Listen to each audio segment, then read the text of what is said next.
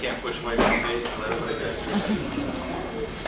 Well, this is the exit report. Everybody's just happy to have this, I'm sure. I feel a little bit like Johnny Carson's Karnak the Great.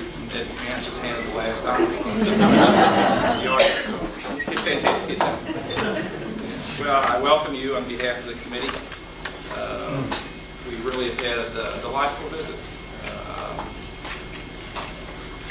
And due to you, really. We really appreciate all the support you've given us.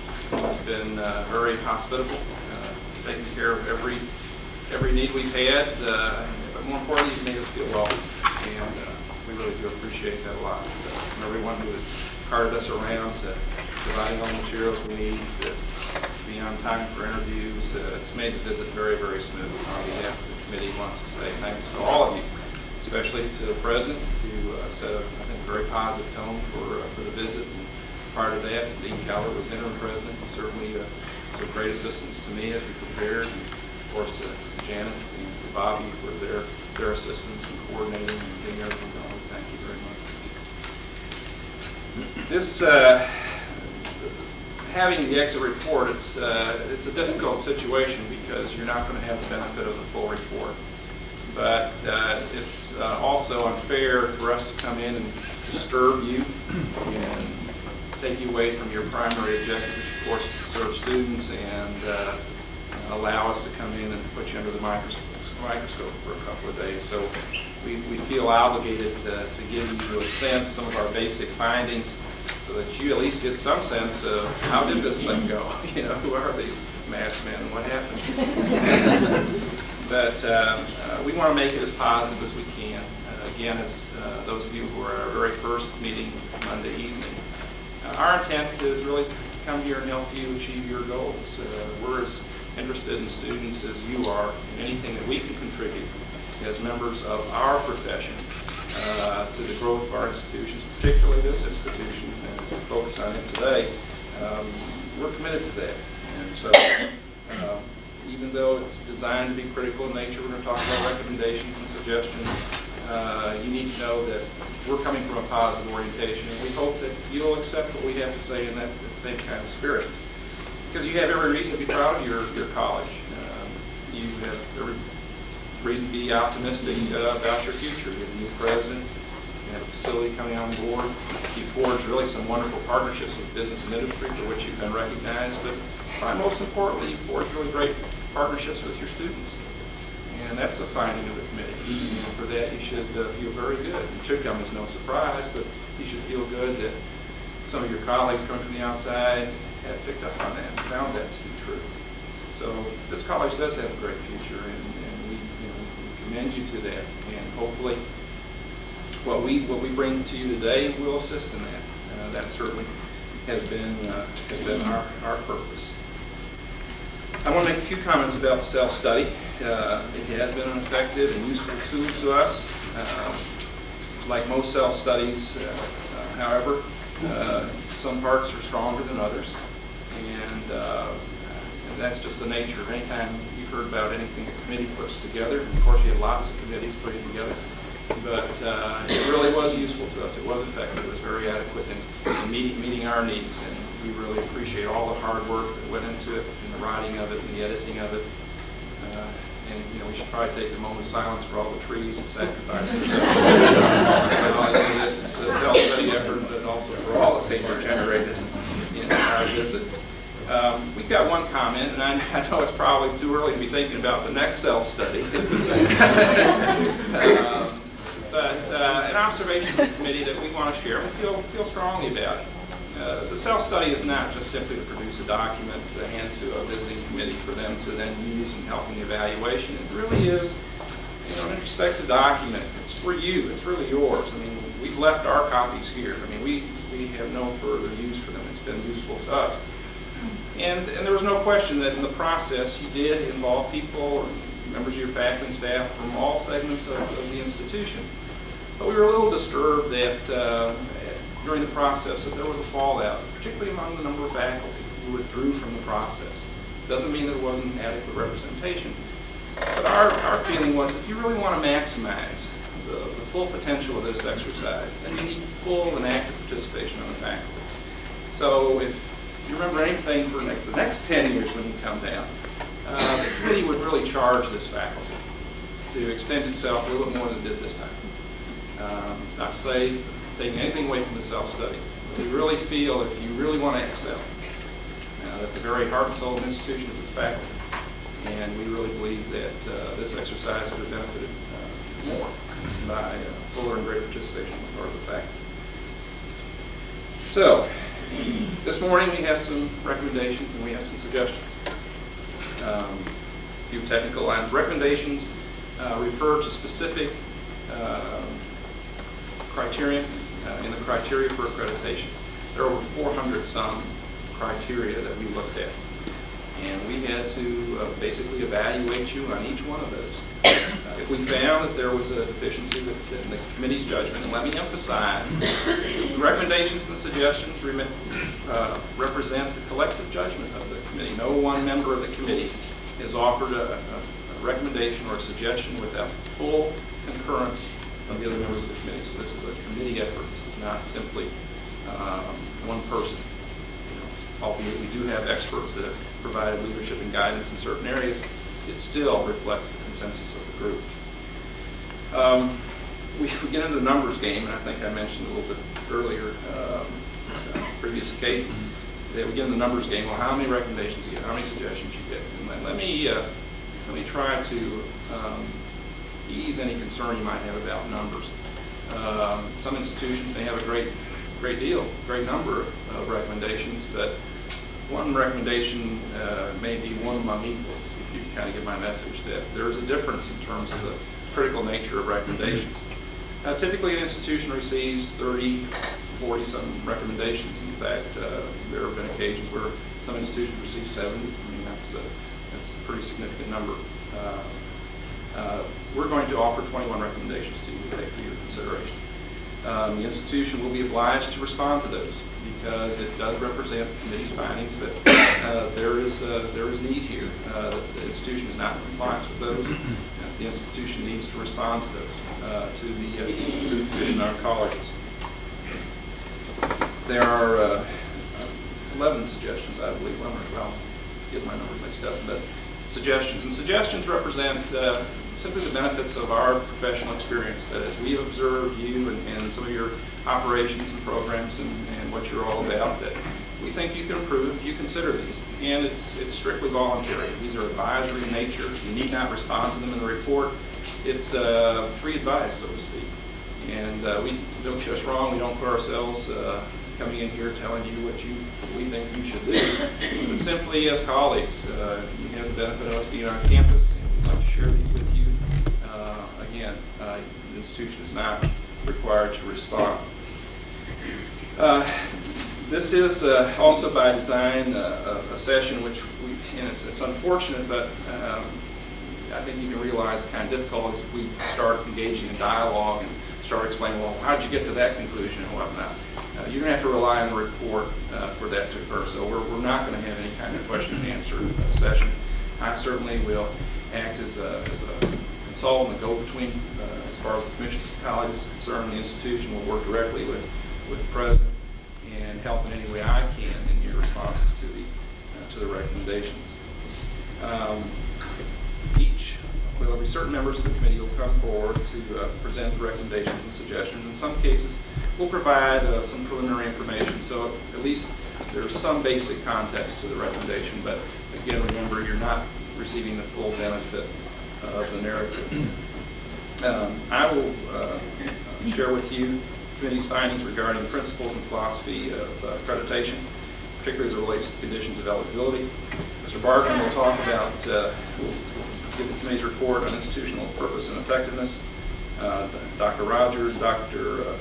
Wood, and Ms. Goodall will talk about the educational program. Dr. Buchanan will deliver the committee's report on library instructional support and information technology. Dr. Furnell will do student development services. Dr. Hoppy will do organization administration.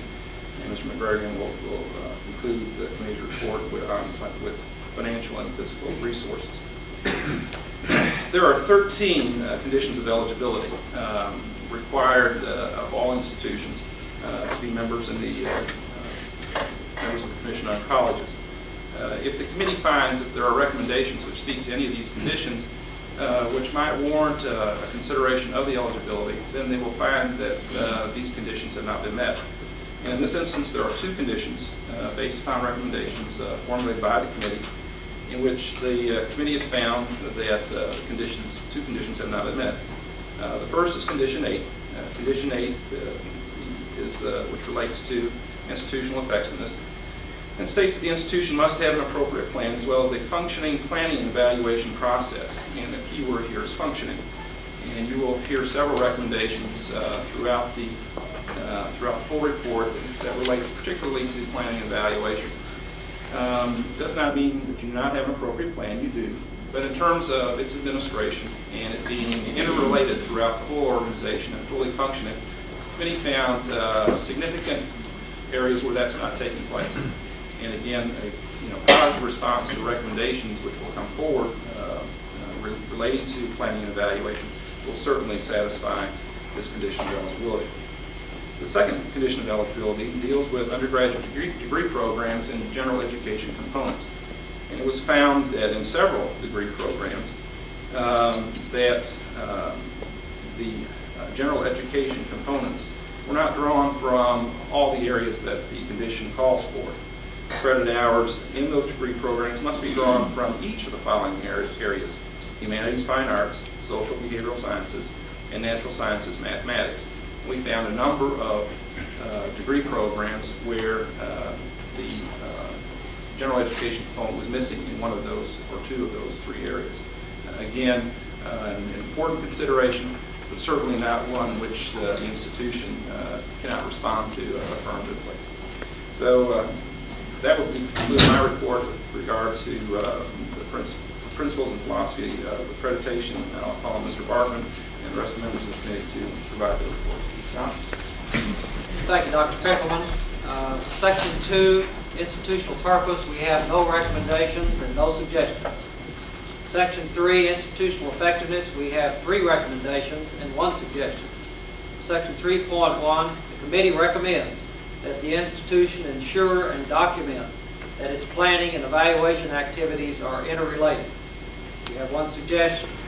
The committee suggests that a clear explanation of the institution's planning and evaluation processes and documents be provided to all of the college's administration, faculty, and other appropriate staff. Section 3.2, the committee recommends that the institution document improvements in all administrative and educational support programs. Section 3.3, the committee recommends that the institution disseminate the results of its research effectively.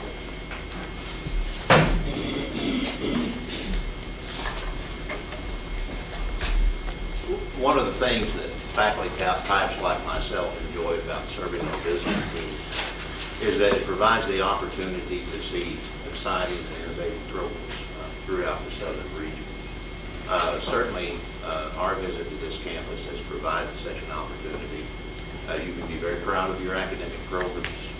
Your degree and certificate programs do meet the employment and transfer needs of the students you serve. Your courses are generally very strong. They're taught by a dedicated, highly competent faculty.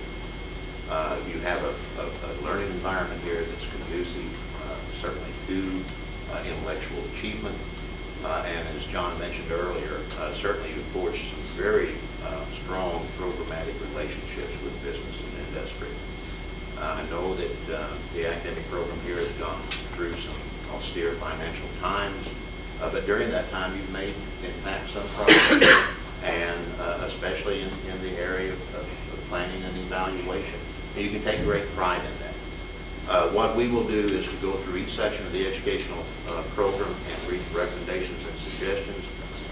And as John said early on, you must remember that the text of the report contains a great number of positive things that will not be articulated in this oral report. So be assured that hopefully we have recognized many of your strengths. 4.1, general requirements of the educational program.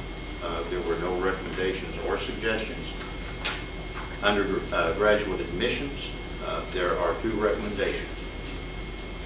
The first, the committee recommends that procedures established for the implementation of institutional admission policies be followed in the admission of all students, and that it provide evidence that it selects students whose interests and capabilities are consistent with the admission policies. Second, the committee recommends that the institution adopt, describe, and appropriate institutional publications, implement, and review policies and procedures governing the award of credit for prior experiential learning, to ensure that it awards credit only for documented learning which demonstrates achievement of all outcomes for specific courses in an approved degree program, and clearly describe and establish the validity of the evaluation process and criteria for awarding such credit.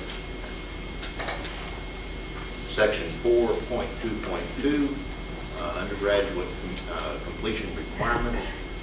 There is one recommendation and no suggestion.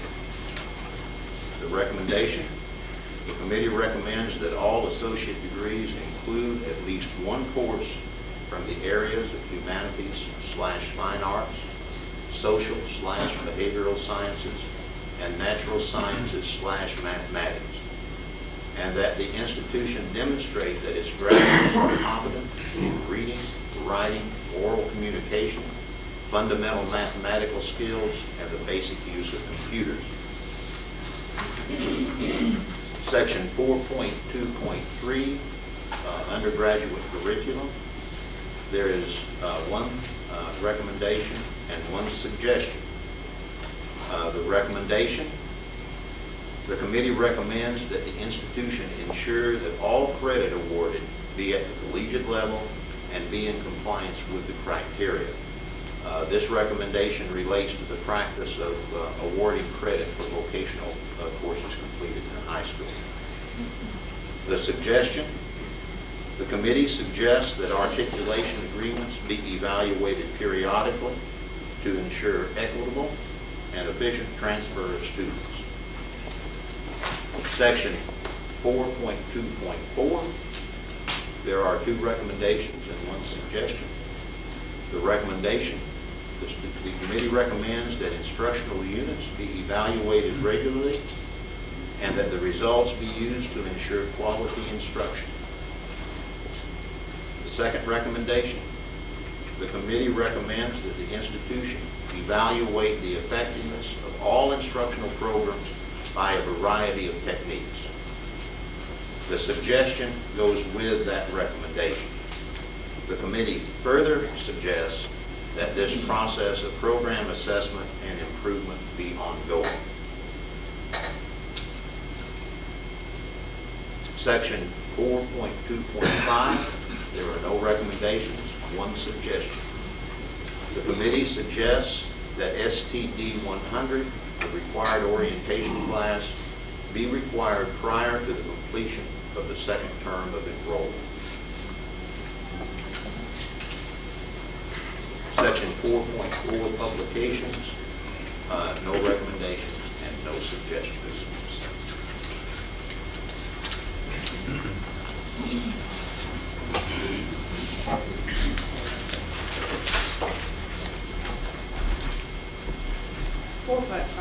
Distance learning programs. There are two recommendations and no suggestions.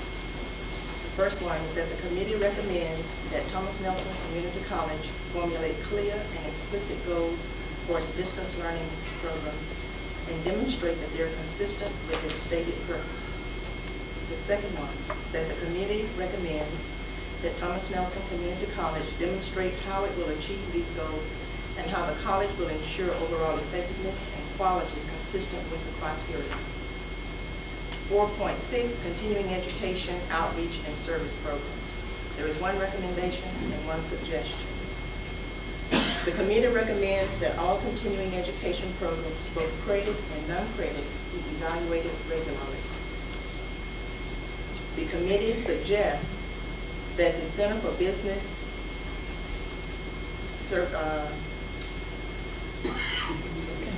I have my memory class. That the Center for Business Develop a long-range plan consistent with the college's mission and goals. Student records, 4.7. There's no recommendation and 2 suggestions. The committee suggests the institution maintain complete backup files for all of its student records, including those from years prior to instituting the current electronic database. And number 2, the committee suggests that steps be taken to ensure adequate confidentiality of student records, including appropriate training for all personnel with access to the electronic student record database. Section 4.8.2.4, distance learning programs and activities. There are no recommendations and no suggestions. Section 4.9, consortial relationships and contractual agreements. There are no recommendations and no suggestions. In 4.9.1, consortial relationships, there are no recommendations and no suggestions. In 4.9.2, contractual agreements, there are no recommendations and no suggestions.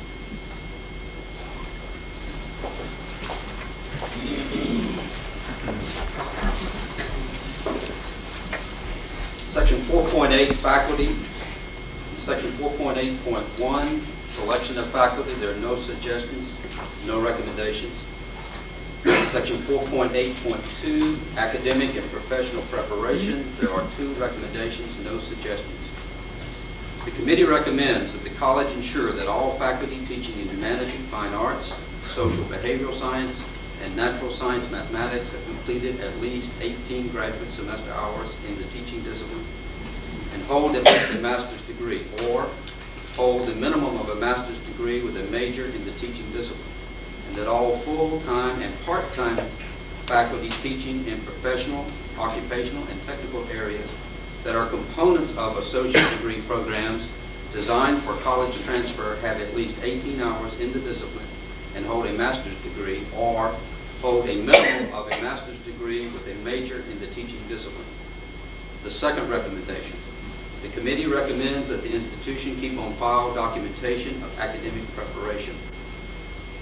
Section 4.8.3, part-time faculty, there is 1 recommendation, no suggestion. The committee recommends that the institution provide for appropriate evaluation of all part-time faculty members. Section 4.8.5, faculty compensation, no recommendation, no suggestions. Section 4.8.6, academic freedom and professional security, no recommendations, no suggestions. 4.8.7, professional growth, no recommendations, no suggestions. 4.8.8, the role of the faculty and its committees, no recommendations, no suggestions.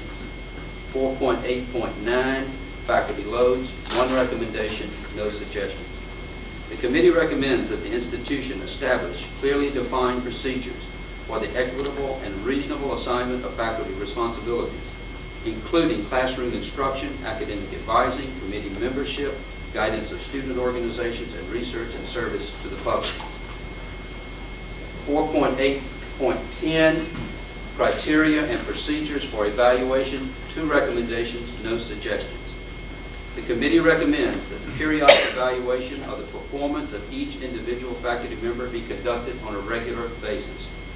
Second recommendation, the committee recommends that the college demonstrate that it uses the results of its evaluations for the improvement of the faculty and the educational programs.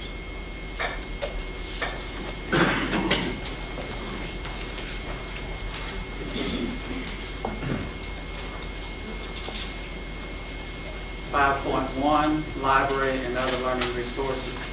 2 recommendations, 1 suggestion. 5.15, cooperative agreements. The committee recommends that cooperative agreements be formalized and regularly evaluated.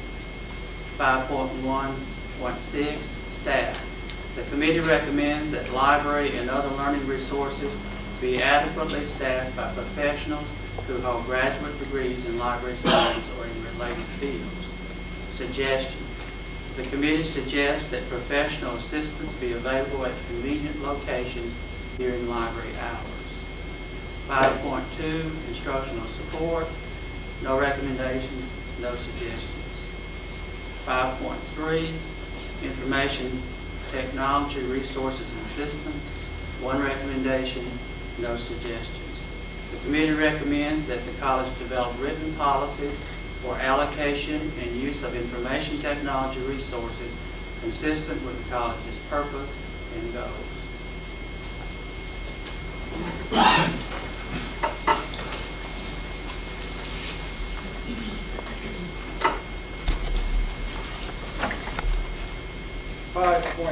Student Development Services.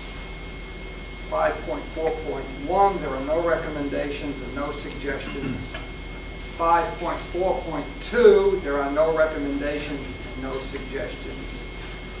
5.4.3, there are 2 recommendations and 1 suggestion. 5.4.3.3, student behavior. The committee recommends that a statement of student rights and responsibilities be developed and disseminated to the college community. 5.4.3.5, student financial aid. The committee recommends that the college come into compliance with Title IV requirements by publishing clear instructions on filing complaints about Title IV financial aid programs, and that the college make available federal cohort completion rates to all Title IV financial aid programs. The committee suggests that the college provide adequate resources, including adequate space, appropriate technology, and staff to ensure that financial aid programs are administered in an efficient and accurate manner.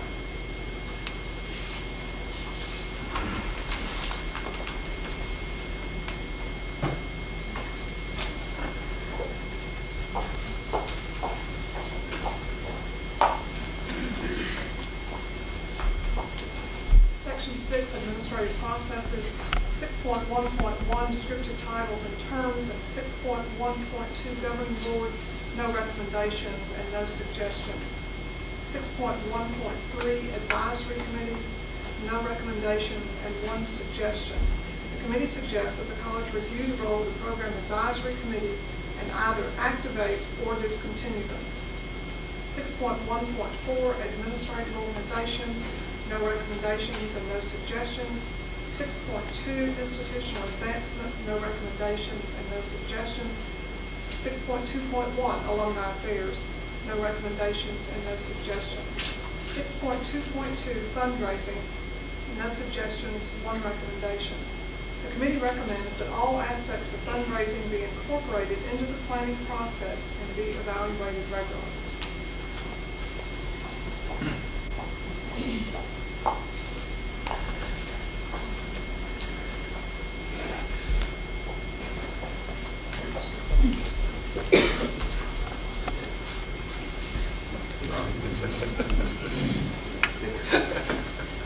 Section 6.3, financial resources.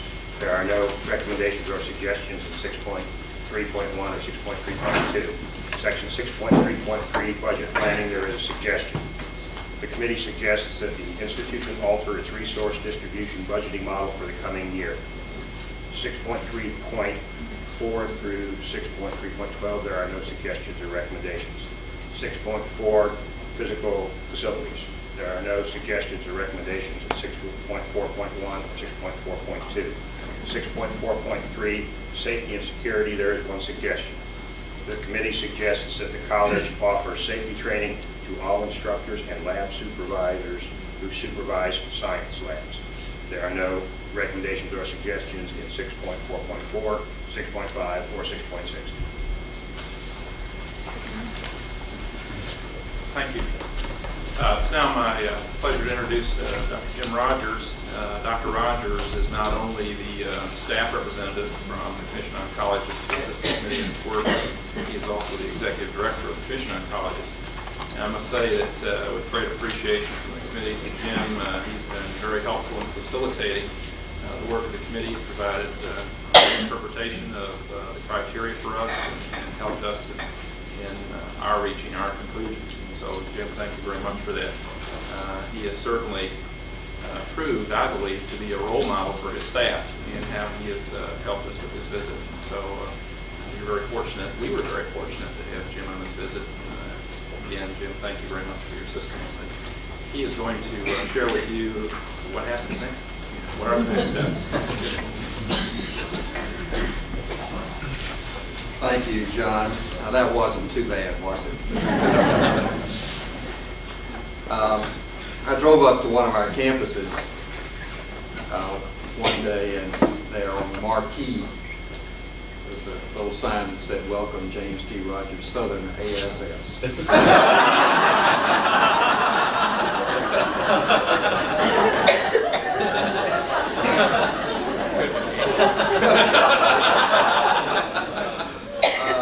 I'm sure after I leave the campus, I call many things. But that was the first time I was called something before I even got there. I hope as this team leaves that you won't be calling them names, but you will be quietly expressing appreciation for the fine job that they've done. I go in next week. All of us have to endure this periodically. I go in next week for my annual physical. What you folks have just experienced is your decennial institutional physical. That's really what you've been through.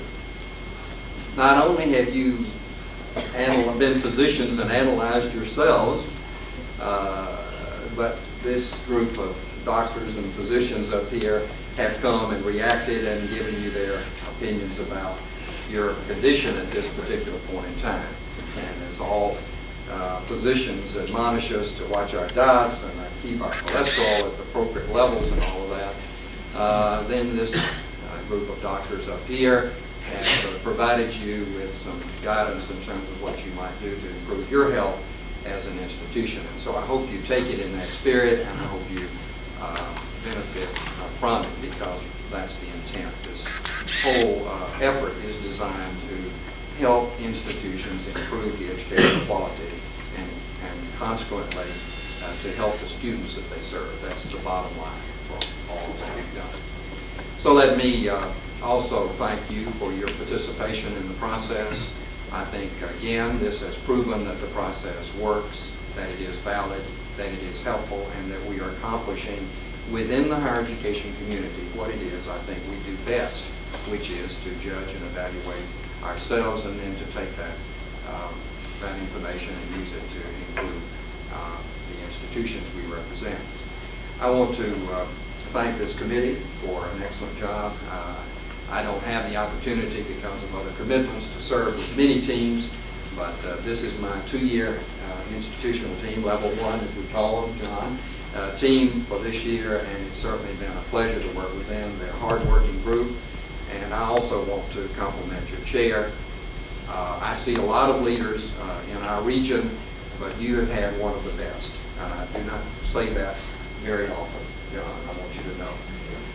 And so you've been very fortunate as a committee to have had good leadership, and you have, as an institution, have been very fortunate to have good leadership. Now, what happens from this point on? The committee's worked very hard to prepare the information, and we'll present it. I think perhaps it's already presented it to the chair on diskette and in other forms, and he will then go back and we'll take that and pull it together and present it in a draft report, and that draft report will be submitted to the president, and she in turn can take that and review it with you in terms of the factual accuracy of what's there. And following any changes, then the chair will pull all of that together and send us the official report, and I will forward that. As I indicated to the president earlier, I will forward that to you just as quickly as possible. Now, you will go before the commission in December for your review and for the determination about your reaffirmation. And so you will need to get your responses to the recommendations, and you will be expected to respond to each of the recommendations as well as the conditions of eligibility. And you will be expected to submit that information to the commission. I think the date is like October the 15th, and I'll give you that in a letter So that gives you an opportunity between now and October to begin working on these responses and making whatever adjustments and changes you feel you can make between now and then. Then the commission will read the report, read your responses, read whatever information that you prepare for them, and make a determination about your status with the commission at that time. And that decision will be made in December in Atlanta, and this happens to be the centennial year for the celebration of the Southern Association. So it should be a very interesting time to be in Atlanta and to be there for that particular occasion. So at that particular meeting, there will be a decision made, and that decision will be announced publicly at the College Delegate Assembly meeting. So that's the schedule that we will follow from this point forward. Basically, the chair will present the report, and then from that point on, it's really up to you in terms of how you respond and when you respond, etc. We are in the office are prepared to help you in any way possible, so I hope you won't hesitate to call on us. If I'm not there, I've got an administrative assistant and others who can provide some guidance and help, so I hope you won't allow that to hold you up in terms of your own responses. Again, thank you for allowing me to be on your campus and participate in the process. And committee members, thank you again. John, especially thank you for your leadership. Thank you.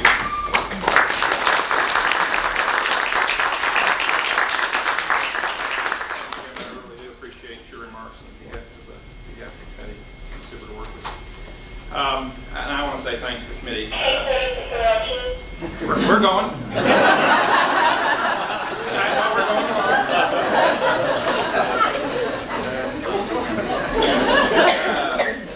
This has been a definitive committee to work with.